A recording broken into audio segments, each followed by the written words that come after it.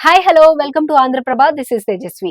అంజలి ప్రస్తుతం రొటీన్ పాత్రలకు నో చెప్తున్నారు. సినిమాలో తన పాత్రకు ప్రాధాన్యం ఉంటే తప్ప అంగీకరించడం లేదని అనిపిస్తుంది.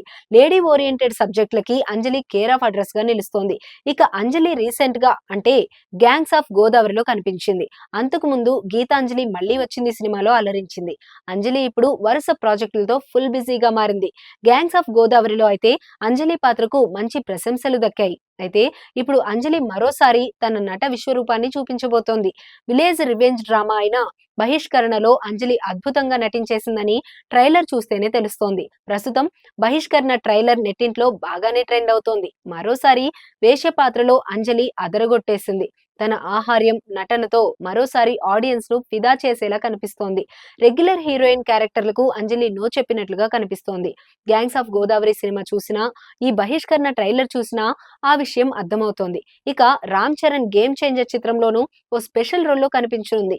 ఇప్పటి వరకు లీక్ అయిన ఫోటోలను చూస్తుంటే Ram Charan flash back episode లో చెర్రీకి జంటగా కనిపించేలా ఉంది. అలా అంజలి ఇప్పుడు తన వర్స్టైల్ పెర్ఫార్మెన్స్ తో ఆడియన్స్ ను వావ్ అనిపించేలా ఉంది.